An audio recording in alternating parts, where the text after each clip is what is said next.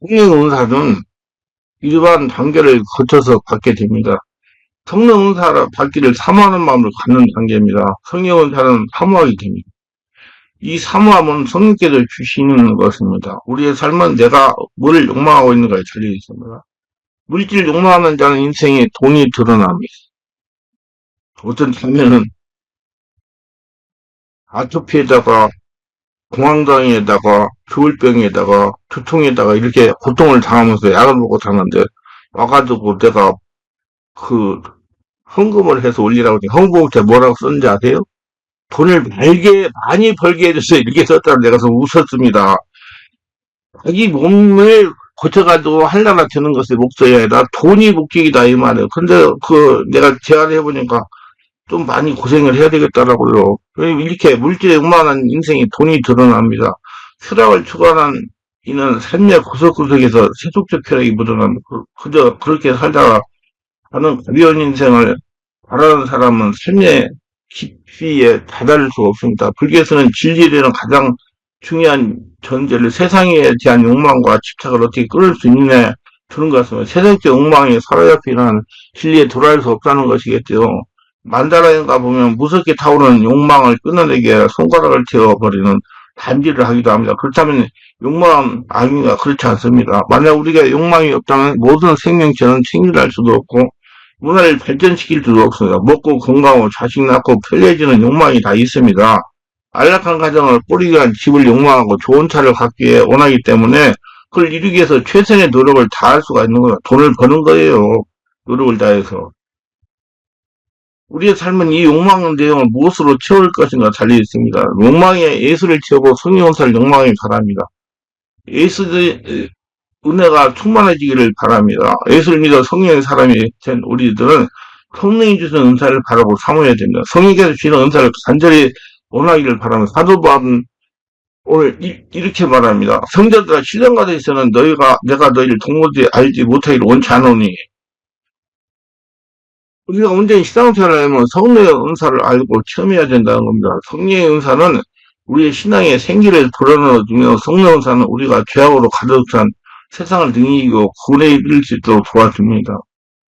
신앙이 너무 은사 중심으로 흘러서 말씀도 사회적 실천이나 책임감도 없이 오로지 신비한 은사만을 취급하는 것은 기독교 신앙을 유혹하는 것입니다. 반대로 성령 은사와 신비한 하나님의 능력, 우리들의 작은 이성으로 간단히 무시해버리거나 평가거리는 것도 성령 은사를 모독하는 죄입니다. 성령보다 우리 이성이 더 우위에 있으면과 우리는 이성과 지식이 성령 은사를 평가하고 판단할 정도로 완벽합니다. 그렇지 않습니다.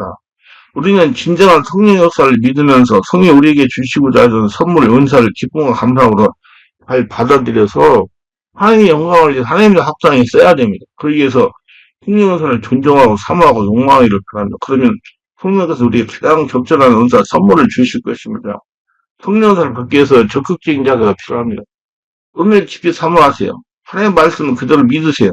말씀을 따라 기도한 것을 받으려고 믿으세요. 하나님의 말씀을 대한 묵상의 시간을 가지세요. 하나님이 주신 내 모습대로 주님을 섬기십시오. 안수를 통해 하나님의 은혜의 역사가 전달이 됩니다. 하나님의 사랑을 따라 구하세요. 하나님은 우리들의 성령의 사람이라는 걸 잊지 않기를 바랍니다. 성령이 주시는 선물을 통해 이 험한 세상에서 거룩한 하나님의 자녀가 되기를 원하십니다. 성령의 은사를 기대하고 사모하시기 바랍니다. 성령의 은사는 우리 모두의 덕을 세우게 합니다. 성령의 은사는 하나님이 원하시는 데에게 가장 필요한 모양으로 주십니다. 우리 모두 성령의 은사를 통해 진정한 신앙에 이룰 수 있기를 바랍니다. 자, 은사받기에 노력하며 순종한다는 게 우리에게 성령의 은사가 나타나건 나타나지 않건 상관없이 성령의 나타남이 있든 없든 상관없이 성령에서 명령하신 것들을 가르치고 치료하고 이루어 건면하며 전도하는 것은 우리에게 순종해야 되는 것입니다. 난 은사가 안 나타나니까 난 안 해도 돼. 아니에요. 누구나 다 성경에는 모든 말씀들을 지켜야 임무가 있습니다. 이 단계에서 가장 중요한 핵심은 신실함입니다. 그래서 은사는 신실하게 시작이 돼야 됩니다. 그래서 은사가 나타나고 나타나지 않고는 상관없이 주의 말씀이기 때문에 지키 행하는 신실함이 있어야 됩니다. 순종해야 돼요. 내가 전도해서 저 사람이 예수 믿고 안 믿고는 그 사람 책임입니다. 그 사람이 복음을 받으려면 안 받으려면 그 사람의 책임입니다. 안 받으려 했다고 해서 그것을 내일 뭐냐 하십니다. 그런데 문제가 무엇인가 하면 내가 전도하지 않아서 그 사람은 예수님 밥에 못했다면 그것은 내 잘못입니다. 그래서 우리는 여기에 환자가 있으면 기도합니다. 그럼 치유받을 분이 누구세요? 내가 아니고 하나님이잖아요. 치유가 되든 안 되든 그건 하나님께 달려있습니다. 내가 치유하는 거 아니에요. 아픈 사람 있으면 무조건 기도하세요. 그러면 하나님이 치유하십니다. 내가 기도해서 안 나왔다. 그건 내 잘못이 아닙니다. 문제를 내가 기도하지 않기 때문에 치유할 길을 황실에서 이것이 내 잘못이라는 겁니다. 성경이 말하고 있는 말을 내가 성실하게, 신실하게 하는 것이 참으로 중요합니다. 이제 성령님도 은사 훈련을 받는 단계예요. 성령의 주권으로 은사가 서서히 나타나는 단계가 있습니다. 이제 성령이 이제 나타나기 시작합니다. 내가 주의 명령을 따라 신실하게 복음을 전합니다. 내가 복음을 전하는데 갑자기 저 사람의 지나간 아픔이라든가 지나간 일들, 이름이라든가 이걸 자꾸 떠오르면 지휘완성한 은사가 보여지는 거예요. 이 상황에서 내가 적당한 이루와 권면을 해야 되는데 어떤 상황에서는 하나님께 특별한 생각을 부어주셔서 이 사람에게 주어진 어떤 감정의 생각 따라 권면하고 이루었더니 그 사람이 하나님 앞에 엎어지면서 큰 이루와 안위를 받았다고 합시다. 이럴 때 뭐가 나타나는 것입니까? 지혜 말씀 은사가 나타난 거예요. 이처럼 신실함을 가지고 임무에 충실하다가 보면 두 번째 단계로 성령의 나타남이 있습니다. 이때 중요한 핵심이 무엇인가 하면 순종입니다.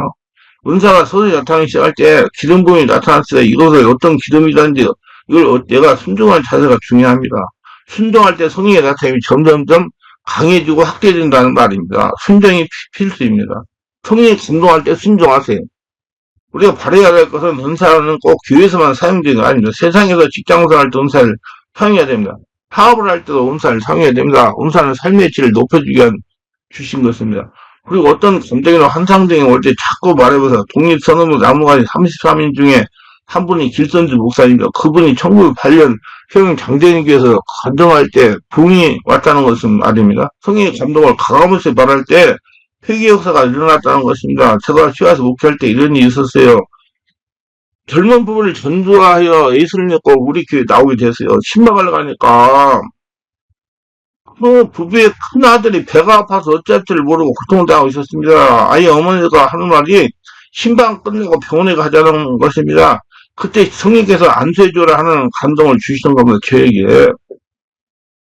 그래서 제가 신방 끝나고 병원 갈 필요 없이 내가 안수하면 깨끗이 치유된다. 그 아이 보고 오라고 해서 안수를 했습니다. 안수를 마치 1분도 지나서 화장실에 뛰어들어가 세 번을 보는 것입니다. 세 번에 보고 나오더니 배가 이제 아프지 않다는 것입니다. 아이 엄마가 박수를 치면서 하는 말이 역시 하나님은 살아계십니다. 목사님 감사합니다. 근데 만약에 내가 성령에 감동하시는데 안수기도를 하여 치유하지 않고 병원으로 가라고 하면 이런 일이 생겼을 것입니다. 성령님이 저에게 믿음이 없다고 3년간도 훈련 받으시라고 신원사 나타나는 걸 뒤로 밀렸을 것입니다. 성령이 감동할 때 즉각적으로 순종을 하면 성령께서 믿음으로 역사하십니다. 절대 내가 한다고 생각하면 원사를 발전해서 그 믿음이 자르게 할 수 없어요. 내가 어떻게 그 배 아픈 애를 금방 배 아픈 애를 안수해가지고 금방 고쳐요. 못 고치지요. 그래야 당연히 성령께서 안수해줘라. 그래서 안수해줘가지고 배가 고쳐지니까 그 젊은 부부가 믿음이 얼마나 커졌겠어요. 하나님 살아계신다고. 그 박수를 쳤죠. 나는 못하지만 내 안에 계시는 성령이 하십니다. 순종이 중요합니다. 순종한 자에게 성령이 나타내면서 강합니다. 저는 순종할 때 성령께서 더 강하게 나타내 주시고 저의 믿음을 성장으로 훈련하셨습니다. 성령이 감동할 때 순종하면 기적을 체험하면서 믿음이 좀 커지고 은사도 강해지는 겁니다. 아, 나에게도 은사가 나타나구나고 말입니다. 은사는 써야 나타나는 거예요. 아픈 사람한테 손을 얹어서 기도할 때 신은사가 나타나는 거예요. 절대 내 은사가 신은사가 나타났다, 있다, 하고 쓰는 게 아니고, 아픈 사람 왔을 때 손을 이제 기도할 때 신은사가 나타납니다. 그 다음은 담자미로 은사를 사용할 수가 있습니다. 제가 생각에 체험한 바로는 성령께서 감동을 주시고, 순종할 때 기적을 체험하게 하시면서 성도의 믿음을 키워가십니다. 저의 믿음도 키워가시고요. 전적으로 성령께서 훈련하시는 것입니다. 그러면서 담대한 성도를 만들고 갔으면 성령의 인도에 순종합시다. 자, 은사에 대한 이론을 정립하는 단계가 있어요. 우리는 하나님이 나에게 주신 은사를 사용하되 바르게 사용해야 된다. 그 이론을 알고 바르게 분별하는 건 중요합니다. 모든 분별의 기준 말씀, 우리가 하나님이 주신 은사를 사용하되 하나님의 말씀 안에서 사용해야 된다. 특별히 은사는 바른 분별이 필요합니다. 귀신도 은사를 나타내기 때문이라 은사에 대해서 알아야 할 것이 많습니다. 성령 은사 사용의 길이 쉽고 단순하지 않습니다. 많은 분들이 저에게 문의를 합니다. 성령 은사를 어떻게 하면 받느냐, 어떻게 사용해야 될지 잘 모르겠다는 것이에요. 그럼 저는 이렇게 대답합니다. 성령 은사를 받고 사용하는 그리 쉬운 것이 아니라고 말합니다. 바른 은사를 발전시켜야 합니다. 발전시키기 위해 은사에 대해 바른 이론도 알아야 쓸 수가 없습니다. 은사를 어떻게 깊고 바르게 발전시키는 훈련도 받아야 됩니다. 때에 따라 성령인들도 감지할 수 있어야 돼요. 요즘 자칭 은사자하는 사람들이 바른 이론과 사용법 몰라 은사를 부분별하게 사용함으로써 은사 사이 흐려지고 있는 것이 사실은 우리는 바르게 되고 바르게 나타나는 은사를 사용해야 됩니다. 자, 은사 사역을 사역에 사용하는 겁니다. 성령 은사를 은사를 사역에 사용하는 목회에 사용하는 은사가 나타나는데 특별한 사역에 승한 은사가 자주 나타납니다. 자주 나타나는 것을 보면서 하나님께서 그 사역에 사역을 맡기시는가 보다 하고 분별해야 하는 단계입니다. 우리 모두에게 모든 은사가 나타날 수 있어요. 그러면 어떻게 특정 은사가 자주 어떤 이에게 나타납니까? 깊고 더 높게 나타나기 시작합니다. 아, 하나님께서 그 사람에게 그 사역을 맡기는가 보다 하고 생각하는 것입니다. 어떤 애는 예언이 자주 나타나고 어떤 이에게는 가르침이 자주 잘 되는 것 같습니다. 하나님께서 가르치는 사역을 맡기고 있나 보다 이를 맡겨보는 겁니다. 어떤 은사가 되게 자주 나타날 때 깊고 넓게 나타나고 정확하게 나타나기 시작합니다. 하나님께서 어떤 사역을 맡기는 것 같습니다. 그럴 때 절대로 기억할 것이 있습니다. 지체됨으로 나가야 됩니다. 내가 교회 예배당의 지체라는 것을 이랍니다. 하나님이 나를 통해 일하신다는 겁니다. 그걸 가지고 내가 사랑한다든가 그걸 가지고 계급장처럼 여기나면 절대 안 됩니다. 그래서 내가 교회 지체로서 교회를 세우기 위해서 성도들을 세우기 위해서 나를 세우기 위해서 은사를 주셨다. 그게 굉장히 중요한 것입니다. 자, 은사가 정착 직임화되는 게 교회가 그 사역에 나타나는 보고 직분자로 인정하는 단계입니다. 이때 핵심은 경선합니다. 직분에 맡겨졌으면 예언을 빈번하게 깊게 높게 정확하게 주어지만 교회가 날 분별해서 예언자 선지자라 세웠을 때는 겸손함이 필수입니다. 교회가 모두가 교회의 덕을 세우기 위해서 하는 것을 기억하세요. 교회는요, 예배당도 교회지만 나도 교회예요. 여러분도 교회고요. 우리 모두를 성을 하늘나라 만들기 위해서 성령 은사를 주시는 거예요. 그렇기 때문에 은사는 나를 사용해서 나를 하늘나라 만들고 우리 가족을 사는다. 그리고 세상 나가서 쓰라는 얘기예요. 교회에서도. 전혀 되지 않았는데 뭐 교회 가서 예배당에 가서 은사 써가지고 사람 세우면 뭐겠어요. 네가 먼저 써야죠. 우리는 나를 돌볼 줄 알아야 돼요. 나를 돌볼 줄 알아야 돼요. 아까 엄마가 데리고 왔는데, 26살인가 먹었더니, 정말 걱정돼요. 예수님 사랑하려니까 나 사랑 안 한대요. 그러니 할 말 없죠. 그래서 내가 상처받았다, 교회에 잘못할까, 설명해가지고, 내가 사역을 25년간 그런 사람들 사역했잖아요. 그 상태가 어떤지 알아. 내가 나중에 기도하자 감동이 와가지고 물었어요. 자매님, 예수님 사랑합니까? 저한테 묻는 것입니까? 그래서 자매한테 질문하는 거 봐. 예수님 저 사랑 안 씁니다. 근데 엄마가 애다가 데리고 온 거예요. 그래서 내가 강단에다가 성금 올려놨길래 가서 보니까 돈을 많이 벌게 해주세요. 그래서 아니 내 몸이 지금 아토피가 있고 공황장애가 있고 조울증이 있고 통증이 이렇게 있어가지고 약을 먹어가지고 입술이 엉망진창이에요. 약부장이 나가지고. 그런데 그것이 고쳐져서 나를 대야 아니 돈을 벌지 돈이 문제예요. 그게 지금 엉뚱한데 참 안타깝더라고요. 진짜 부모님들 얼마나 안타깝겠어요. 여러분 나를 돌볼 줄 알으세요. 여러분 당신을 돌보라고 성령 은사를 주시는 거예요. 교회의 덕을 세운다는 교회는 자기입니다. 자기의 덕을 세계에서 주시는 걸 기억하세요. 고린도서 12장 28절에 이렇게 말씀합니다. 하나님이 교회 중에 몇을 세우셨으니 첫째는 사도요, 둘째는 선지자, 셋째는 교회요. 그 다음에 능력 행하는데요. 그 다음 병 고치는 은사, 서로 돕는 것과 다스리는 것, 각종 방언을 말하는 것이라 직분이 주어지는 장면에 보면 성령하고 함께 말하기를 덕을 세우게 하라고 말씀하고 있습니다. 교회 덕을 세우기 위해서 말씀하고 하고 있습니다. 교회 덕을 세워서 했다고. 이제 성령은사 단계입니다. 결론적으로 성령은사는 모두 좋은 선물입니다. 악하거나 나쁜 것이 없어요. 근데 바르게 성령으로 나타나야죠. 예, 새로운 것도 없어요. 성령은사는 완전하다, 불완전하다, 부족하지 않습니다. 사람들은 누구나 선물 받기를 좋아합니다.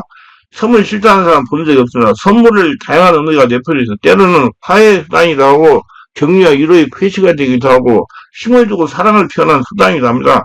중동적에게 결혼하려면 신랑이 신부에게 선물 줬어요. 선물은 당신을 얻고 싶다는 표현이었습니다.